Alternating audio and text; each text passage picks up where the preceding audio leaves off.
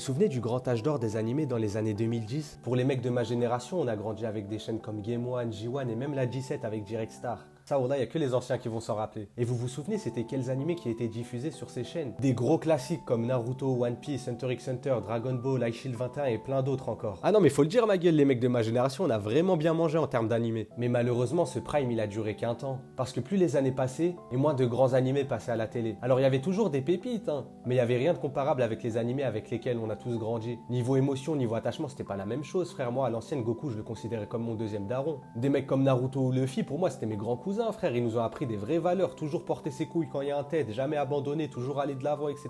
Et à ce moment-là, ou en tout cas pour moi, il y avait plus de personnages qui me faisaient autant vibrer. Mais je me souviens qu'une fois, par hasard, je regardais Game One et il y avait une pub qui passait. Et cette pub, elle faisait la promotion d'un nouveau manga phénomène dont tout le monde parlait. Dites-vous, à ce moment-là, ce manga, il était même pas animé, que ça parlait déjà du nouvel héritier de Naruto. Et moi, quand je vois ça en ayant grandi avec Naruto, en étant un fan suprême de Naruto, naturellement, ça attise ma curiosité. Et là, j'apprends qu'il va être adapté en animé. Et là, je lance le premier épisode. Et là, les frères,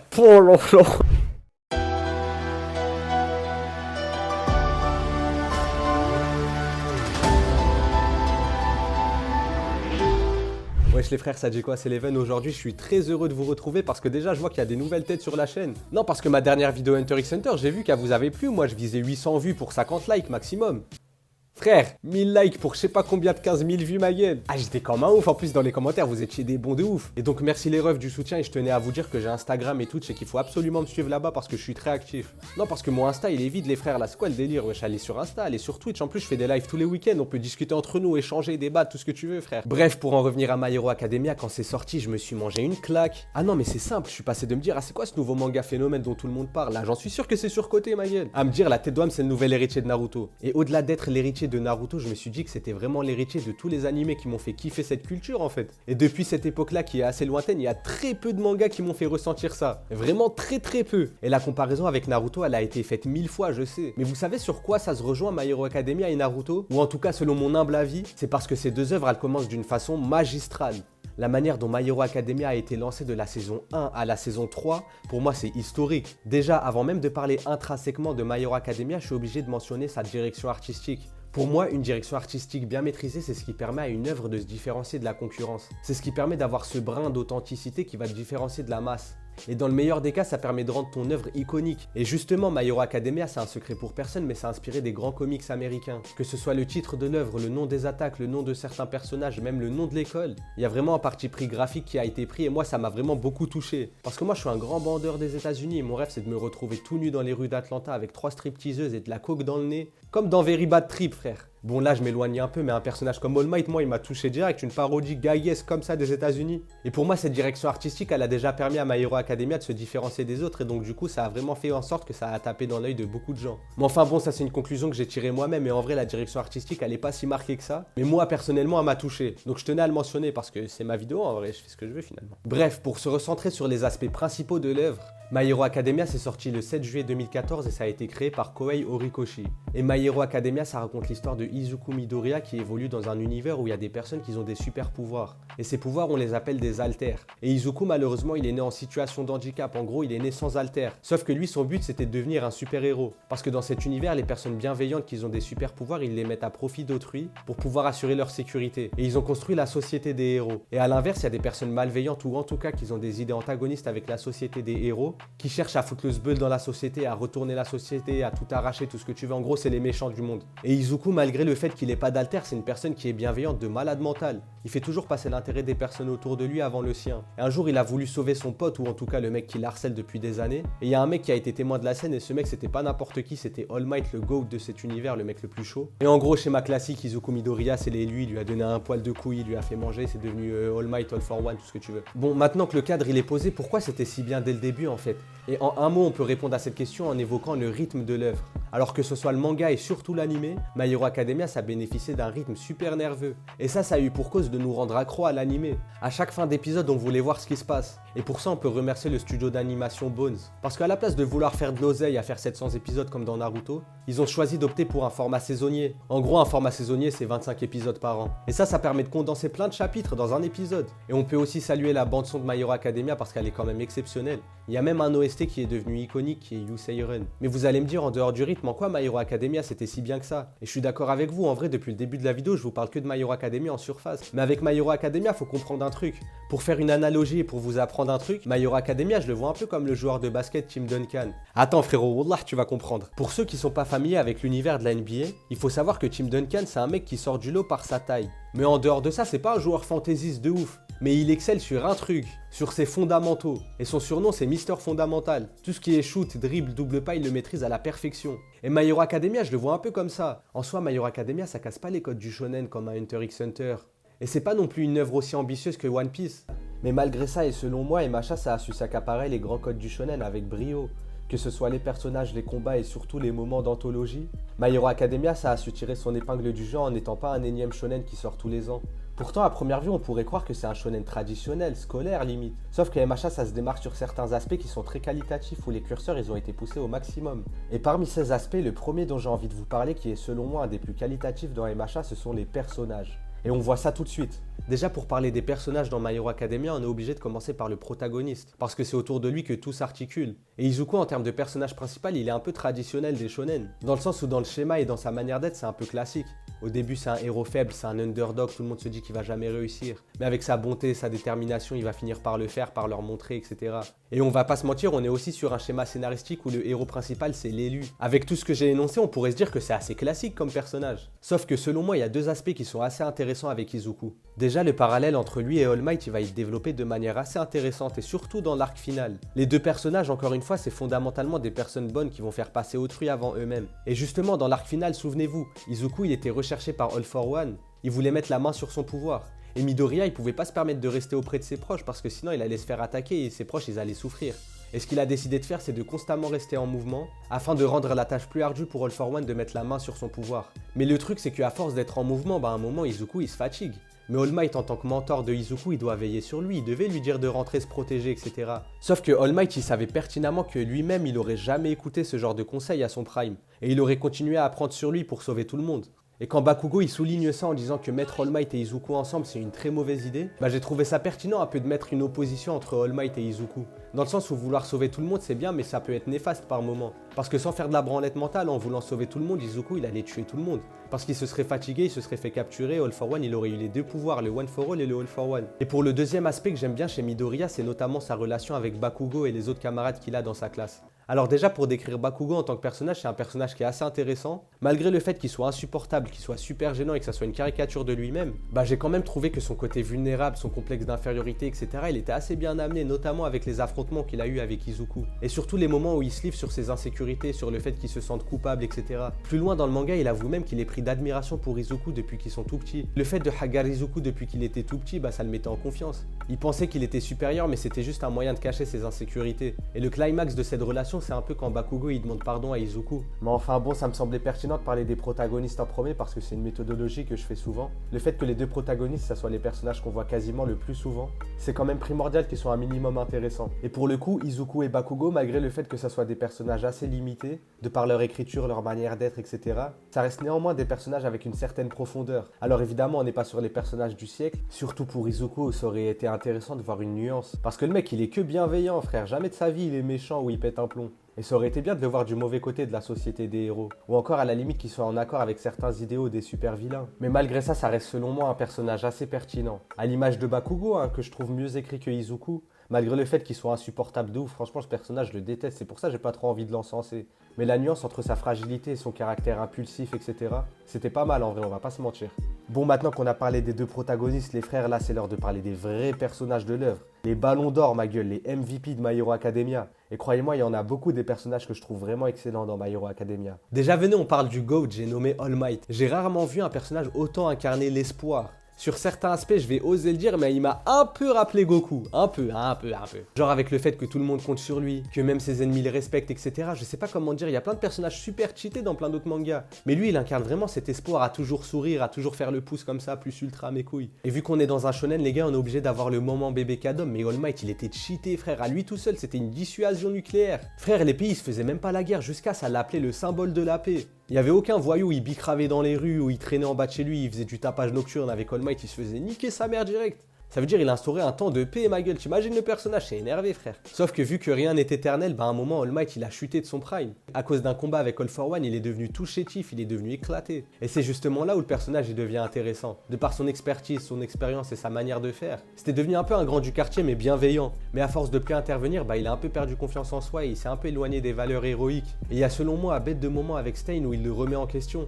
Il lui fait comprendre que la personne devant lui, c'est pas All Might. Le vrai All Might, il est toujours souriant, il donne toujours de l'espoir aux gens. Et là, ce qui se présente devant Stein, c'est un blond tout chétif qui inspire plus personne. Et j'ai trouvé ce moment-là intéressant pour la psychologie du personnage. Parce que tout le monde le voyait comme un surhomme, tout le monde comptait sur lui, mais au final, ce n'est qu'un homme. Lui aussi, il a ses doutes, ses faiblesses, etc. Et on peut notamment remercier All Might pour les grands moments d'anthologie qu'il nous a proposés, mais ça, on va le voir plus tard dans la vidéo. Et pour rester sur les héros, on a des personnages comme Lady Nagant qui sont vraiment intéressants et qui permettent d'apporter une certaine nuance à l'univers de My Hero Academia. Pour vous resituer, Lady Nagant, c'est une ancienne super-héroïne qui a été recrutée par la commission de sécurité publique de la Société des Héros. Et vous vous doutez bien qu'il n'y a pas que les super-héros qui font tourner la société, il y a des gens derrière, il y a des gens qui sont dans l'ombre. Et ces gens, ils sont pas forcément bienveillants, ils sont là pour le business, ils s'en battent les couilles. Et Lady Nagant, elle va être missionnée de tuer des criminels, sauf que quand elle va tuer ces criminels, juste avant qu'ils meurent, elle va apprendre qu'ils étaient juste soupçonnés de vouloir préparer un braquage parce qu'ils étaient en Hesse. Et ça va dire, elle va les exécuter froidement pour rien alors que c'était des petites frappes. C'est comme si tu tuais un mec de 16 ans parce qu'il avait envie de voler dans une épicerie. Et c'était ce type de mission qu'elle faisait, ça veut dire elle était en train de craquer. Mais ce qui l'a fait vraiment craquer, c'est quand elle était contrainte de tuer certains héros qui faisaient tâche à l'image publique de la Société des Héros. Et donc ce qu'elle a fait, c'est qu'elle a pété un plomb et qu'elle a tué le PDG de la Société des Héros, ou en tout cas de la commission, je sais pas quoi là. Et ensuite, c'est devenu une super vilaine recherchée, elle s'est alliée à All for One. Sauf que concrètement, elle n'était pas en accord avec les avis d'All for One, elle voulait juste trouver un moyen de retourner la société. All for One, vu qu'il avait de la puissance, un réseau, etc., elle s'est alliée avec lui, mais comme on a pu le voir, elle exprimait des regrets. C'était juste quelqu'un qui était dégoûté du système dans lequel il évoluait.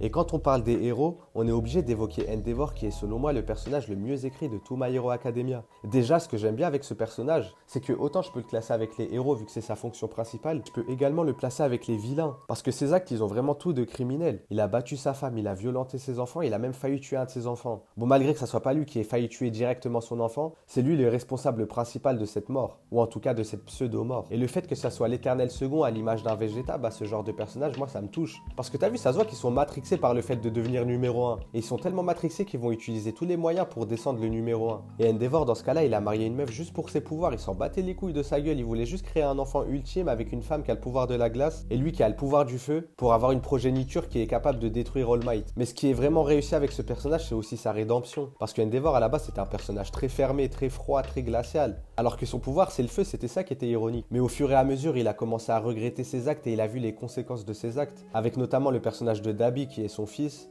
et qui est un super vilain complètement baisé dans son crâne. Et en soi, le fait qu'il soit autant parti en couille son enfant, c'est un peu de sa faute. Et le moment où on le voit pleurer dans son lit, je me suis rappelé du Endeavor qu'on voyait dans la saison 1, qui était un Endeavor très fermé, un Endeavor qui faisait le mec zéf tout le temps. Et maintenant, on le voit pleurer, ça nous paraît naturel, ça veut dire que son évolution, on l'a même pas vu passer, elle était cohérente, etc. Et pour ce qui est des méchants dans My Hero Academia, c'est un peu plus nuancé, je trouve. Alors autant on a des masterclass, mais selon moi, les méchants principaux, je les trouve pas si ouf que ça. Pour ce qui est de All for One, je trouve que c'est un peu un grand méchant pour être un grand méchant. Alors évidemment, il a un OST de baiser, il représente une putain de menace, etc. Il faisait super flipper. Mais en relisant le manga, dans le fond, je trouve que c'est un personnage pas si intéressant que ça en vrai. Alors ouais, il a ses idéaux, etc. Mais je trouve qu'ils sont éclatés. Genre, c'est un peu le truc, ouais, je veux retourner la société, mec, je suis vraiment anti-société. Avec ta mère, frère. Je le considère plus comme un grand méchant assez simpliste, All for One. Et pour être honnête avec vous, pour faire cette vidéo, j'ai dû recommencer My Hero Academia. Et en recommençant MHA, je me suis dit que mon avis sur All for One, il allait changer. Sauf que pas du tout, en relisant, ça s'est même empiré. Parce que dans plein de ses monologues, il dit qu'il veut détruire la société. Et moi je me dis ok, c'est compréhensible, mais pourquoi avoir son origin story, etc. Sauf que lui c'est un méchant absolu. Et j'ai aucun problème avec les méchants absolus dans les mangas. La preuve, Freezer, moi je le surkiffe, c'est un des plus grands méchants de l'histoire. Mais ça réussit pas à tout le monde ce genre de schéma. Et c'est un peu moins pire pour Shigaraki. Parce que lui, pour le coup, c'est un personnage qui est super bien écrit.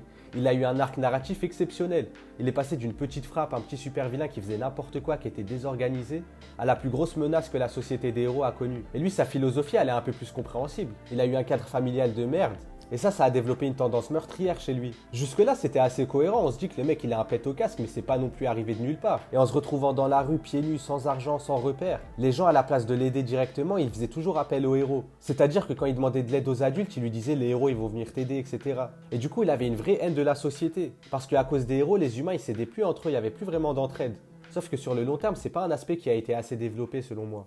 Plus il grandissait, plus il voulait tout détruire et c'était un peu moins justifié. On avait moins de monologues de sa part qui critiquaient vivement la société. Mais encore une fois, dans My Hero Academia, il y a beaucoup de parallèles qui sont faits. Et le parallèle entre Shigaraki et Midoriya, pour le coup, je l'ai trouvé vraiment super intéressant. C'est un peu All Might et All For One qui s'affrontent de manière interposée. Pour ce qui est de Izuku, il incarne les valeurs de All Might, donc protéger tout le monde, avoir le sourire, donner espoir aux gens. Et pour Shigaraki, lui, il incarne le peu de valeurs que All For One il lui a inculqué. La haine des héros, le fait de vouloir tout détruire, et l'envie de reboot la société des héros et d'en construire une nouvelle. Mais là où le parallèle il est vraiment très intéressant, Shigaraki il essaie de s'émanciper de l'emprise de All For One. Parce qu'en soi c'est son mentor, etc. Sauf que All For One il l'a manipulé. Dans le manga on apprend notamment que All For One il a tout orchestré dans l'histoire de Tomura Shigaraki pour en faire de lui son héritier. Et ce qui est bien avec Shigaraki, c'est que c'est pas une vulgaire marionnette. À la limite on pourrait le considérer comme tel, sauf que c'est quand même une marionnette qui essaie de se rebeller. Et ce qui est bien, c'est que ça brise un peu la continuité linéaire du personnage de All For One. Parce que si c'était fondamentalement le disciple de All For One avec les mêmes idées, etc., sans aucun écart, genre c'est vraiment son toutou, c'est son chien, il lui obéit au doigt et à l'œil, ça aurait été moins intéressant que le cas de figure dans lequel il est dans le manga. Et c'est pour ça que Shigaraki, à l'image de Izuku, il est limité, et il reste quand même très pertinent, et notamment en ennemi ultime de l'œuvre. Mais là où My Hero Academia, il excelle, c'est avec des méchants un peu moins importants dans l'œuvre. Par exemple, un personnage comme Spinner. Parce qu'un de ses buts, c'est de faire accepter les personnes non humanoïdes dans la société parce qu'il a subi du racisme toute sa vie. Et le moment où Spinner il devient un symbole de révolte, j'ai trouvé ça vraiment bien exécuté. Il était à la tête de 15 000 personnes qui partageaient ses idées. Et ces idées, elles étaient un peu anarchistes, certes, mais elles étaient fondées sur une haine viscérale du racisme. Et ça, c'est totalement compréhensible et totalement bien, frérot. Mais moi, personnellement, mon antagoniste préféré de tout My Hero Academia, c'est Twice. Alors c'est vrai que quand on pense aux antagonistes de My Hero Academia, on va pas forcément penser à ce personnage. Et à juste titre, c'est pas le méchant le plus stylé, c'est pas le méchant le plus fort. Mais ce qui est bien avec ce personnage, c'est qu'il apporte un vrai côté humain au super vilain. Dans le sens où Twice c'est quelqu'un de fondamentalement bon. C'est juste que malheureusement ce mec il a vraiment eu une vie de merde. Parce que Twice à la base c'est un gars normal, il est juste un peu paumé, il est rejeté socialement. Et il a hérité d'un alter qui lui permet de se dédoubler. Et vu qu'il était vraiment dans la solitude la plus totale, il a commencé à se dédoubler pour pouvoir discuter avec lui-même. Sauf que ce con, à force de se dédoubler, il savait plus si c'était lui l'original ou pas. Et du coup, il a commencé à développer une schizophrénie de ouf. Et du coup, il a quand même sombré dans la folie. Et le seul à l'avoir accepté, c'est l'alliance des super vilains. Mais malgré ça, c'était quelqu'un de gentil, de loyal et de profondément attaché à ses amis. Enfin bref, pour parler de la masterclass que vous attendiez tous, qui est le personnage de Stain, je le trouve exceptionnel déjà juste par son charisme quand il était en train de faire son discours et que tout le monde était en train de flipper. Même le numéro 2, Endeavor, même Grand Torino, même Deku, tout le monde, frère. Rien que par ça, il a marqué tous les esprits. Mais même lui, ses valeurs, elles sont intéressantes en soi. Stain, le tueur des héros. Déjà, ça claque comme surnom. Mais lui, il avait une vision complètement différente de celle de l'Alliance des super vilains. Parce que l'Alliance des super vilains, en vrai de vrai, ils ont des idéaux, certes. C'est des enculés parce qu'ils tuent des innocents en vrai. Genre des civils, etc. Bon, tu me diras, Stain, il tue des innocents parce que les héros, en vrai, ils ont rien fait à part aider leurs prochains. Mais il y a des héros qui sont corrompus selon ses valeurs. Parce que pour lui, un héros, il est censé se dévouer à 100% pour les autres, etc. Il fait pas ça pour les caméras, pour le genre, etc. Mais le problème avec le personnage de Stain, c'est qu'il est arrivé beaucoup trop tôt dans l'œuvre. Il est arrivé dans un stade de l'œuvre où All Might, il pouvait le niquer en 2 secondes et du coup, c'était compliqué de le développer. Parce que All Might, c'était une épée de Damoclès pour tous les vilains à ce moment-là. Je trouve que ça aurait été plus judicieux de l'introduire après le combat entre All For One et All Might. Parce qu'on aurait pu avoir un arc totalement dédié à sa personne à l'image d'un Overhaul. Et je trouve que Stain et Overhaul, ils jouent même pas dans la même catégorie. Donc franchement, Stain masterclass, mais malheureusement, il est arrivé beaucoup trop tôt dans l'histoire. Mais enfin bon les gars, je vais pas vous décrire tous les personnages qu'il y a dans My Hero Academia parce qu'il y en a beaucoup qui sont intéressants. Mais les personnages et leur développement dans My Hero Academia, c'est vraiment une force qui va en faveur de l'œuvre, je trouve. Le deuxième aspect qui m'a fait kiffer My Hero Academia en dehors des personnages, c'est notamment les moments d'anthologie qu'il y a dans l'œuvre. Dans les shonen, les moments d'anthologie, c'est des moments qui sont cristallisés dans le temps, c'est des trucs qui vont nous marquer, qui vont devenir iconiques. Et c'est même un peu la marque des fabriques des shonen Neketsu. Et dans My Hero Academia, on est vraiment bien servi. Et pour moi, le meilleur moment de tout My Hero Academia qui figure dans le panthéon des mangas pour moi, c'est le combat entre All Might et All For One. Tout dans ce combat était exceptionnel. Déjà le contexte, depuis le début de l'œuvre, on nous dit que All Might, il n'arrive pas à utiliser ses pouvoirs à fond parce qu'il a affronté un mec qui lui a ouvert le ventre. Et on parle de All Might, le mec le plus fort du manga qu'on a rencontré jusque-là. Ça veut dire qu'on était vraiment hype, on se disait c'est qui cet ennemi de ouf, etc. Et la perception qu'on a eue de ce combat avec les personnages principaux de la classe de Yuei, elle est vraiment exceptionnelle. Quand ils sont tous cachés derrière un mur et qu'ils sont effrayés de voir All For One, on a vraiment senti la patate arriver. Et là, le meilleur moment, c'est quand All Might il arrive, le symbole de la paix qui va combattre son ennemi ultime. À ce moment-là, le monde entier, il savait pas encore que All Might il avait ses faiblesses et qu'il pouvait pas se transformer à l'infini. Et pendant le combat, All Might il devait veiller à pas se transformer en homme chétif parce que si c'était le cas, la population elle allait être en pagaille, elle allait paniquer, etc. Parce qu'en soi, c'était un énorme aveu de faiblesse de voir All Might sous cette forme. Se dire que le mec qui nous a protégé toutes ces années ressemble à ça en vrai, ça la fout mal un peu. Bref, le combat il s'enchaîne, sauf que All Might il doit combattre en protégeant Bakugo. Et là déjà première masterclass de malade. La seconde A, Izuku, Tenya et ses potes ils doivent sauver Bakugo pour pas que ça soit un handicap pour All Might. Parce que combattre All for One et protéger Bakugo en même temps c'était impossible. L'adversaire il était beaucoup trop puissant et si le combat il s'était éternisé avec ce contexte là, All Might c'est sûr qu'il aurait perdu. Bref, le sauvetage de Bakugo par Izuku et compagnie, il était vraiment exceptionnel parce qu'il y avait tout ce que j'aime. De la stratégie, de la tension, ça m'a fait bander comme un fou. Et là, le combat tant attendu, ça s'enchaîne, des patates, et là on voit All Might qui est en mauvaise posture. On se rend compte que son pouvoir il est limité et que son traumatisme avec le combat avec All for One, bah il est vraiment présent. Et là tellement All Might il était éreinté, sa transformation elle est active que sur un côté de son corps. Sauf que All Might c'est le symbole de la paix, c'est lui qui a créé le plus ultra, se dépasser, etc. Et là il lui envoie une méchante patate.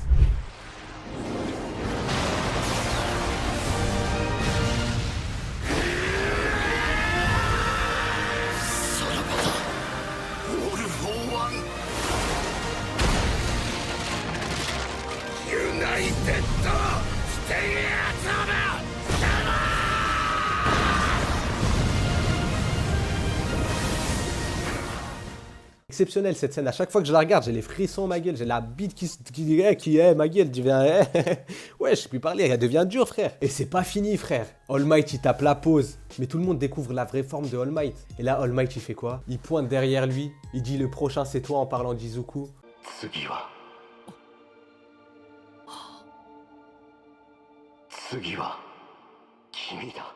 Sur la tête de ma mère que ce moment il s'assoit facilement à côté des grands moments de Bleach, de Naruto, de ce que tu veux frère. Et c'est pas le seul moment d'anthologie, il y en a plein. Et il y en a un qui est notamment important dans l'histoire de My Hero Academia parce que c'est un peu ça qui a popularisé l'anime vraiment à la grande échelle de ouf. C'est le combat entre Izuku et Shoto. Déjà comme je vous l'ai dit, My Hero Academia c'est un shonen tout ce qu'il y a de plus traditionnel mais les bases elles sont vraiment maîtrisées à la perfection. Et on était dans un arc où c'était un tournoi. Et un tournoi on a vu ça un milliard de fois sauf que là il était vraiment incroyable le tournoi. Et t'es mal l'animation ma gueule. Et encore une fois une mention honorable pour le combat entre Deku et Muscular là. Et ce que j'ai kiffé dans ce combat c'est quand le petit regarde Izuku de la même manière que Izuku il a regardé All Might plus jeune. Ça veut dire le passage de flambeau il était vraiment réussi, j'ai kiffé ce moment là. Alors les moments d'anthologie on va passer rapidement dessus parce que c'est quelque chose qui est propre à chacun. Et les moments d'anthologie c'est propre au grand shonen. One Piece, Dragon Ball, Naruto, Bleach, tout ce que tu veux, il y a énormément de moments d'anthologie et pour lesquels on s'en souvient même 20 ans après. Et je pense que My Hero Academia, c'est sûrement un des derniers shonen à avoir des moments pareils dont on se souviendra dans 10 ans frère.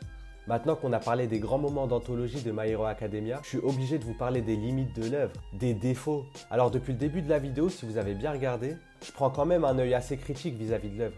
Je suis pas en train d'encenser comme un fou, notamment comme je vous l'ai dit avec certains personnages que je trouve assez limités, etc. Le problème principal dans My Hero Academia pour moi, c'est le fait que certains aspects ne soient pas assez développés. Par exemple, les pouvoirs. En soi, dans My Hero Academia, ils sont super intéressants, les pouvoirs. Il y en a des classiques avec le pouvoir du feu, des explosions, de la super force. Et il y en a d'autres un peu plus subtils, avec ce petit mec là qui lance ses cheveux. Je sais pas comment il s'appelle, mais qu'est-ce qu'il est marrant ce bâtard. Tu vois, c'est pas un pouvoir forcément offensif, il peut l'utiliser en tant que support, etc. Mais le problème, c'est qu'il n'y a pas vraiment de système de pouvoir. Dans le sens où tu nais avec un alter et basta. Tu t'entraînes pour être fort et c'est tout. Et après, bon, j'en demande beaucoup, mais j'aurais bien aimé avoir un système un peu plus complexe à l'image du Nen dans Hunter x Hunter. Parce qu'on aurait pu avoir des personnages qui progressent plus, des écarts de puissance un peu plus intéressants, etc. Mais après ça en soi c'est pas forcément un gros problème de l'œuvre. En vrai ce que je suis en train de faire c'est que je suis en train de tortiller du cul pour rester poli.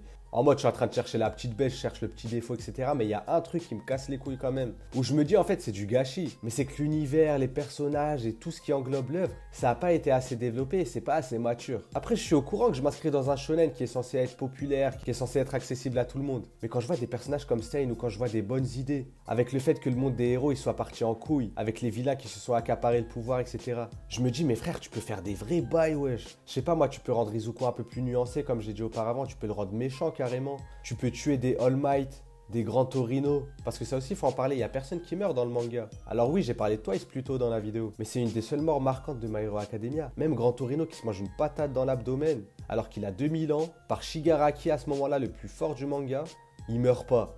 Wesh. Ça enlève un peu le côté dramatique de certaines scènes. Mais après tous les problèmes que j'ai évoqués, en vrai, dans ma lecture, dans ma relecture et dans ma relecture, parce que j'ai regardé plein de fois My Hero Academia, bah ça m'a jamais dérangé en vrai. À la limite, j'ai ce petit arrière-goût de me dire que vas-y, c'est du gâchis, mais sinon c'est pas quelque chose qui va venir obstruer ma vue de l'œuvre. Alors comme toujours, il y a sûrement une part de nostalgie qui rentre en compte. Et si c'est pas de la nostalgie, c'est de l'affection, je sais pas. Mais moi, My Hero Academia, je trouve ça exceptionnel. C'est un shonen dans tout ce qu'il y a de plus classique, mais qu'est-ce que c'est bien réussi. Et c'est pour toutes ces raisons que selon moi, My Hero Academia, c'est vraiment dans le panthéon de l'univers du manga. Et que tu sois d'accord ou non, je m'en bats les couilles, parce que c'est mon avis. Mais pour moi, j'ai raison, frère. En tout cas, ça aura beaucoup bercé mon adolescence et je tenais à rendre hommage à cette œuvre, qui je l'espère sera appréciée par les prochaines générations parce qu'il commence à nous a fait rêver frère.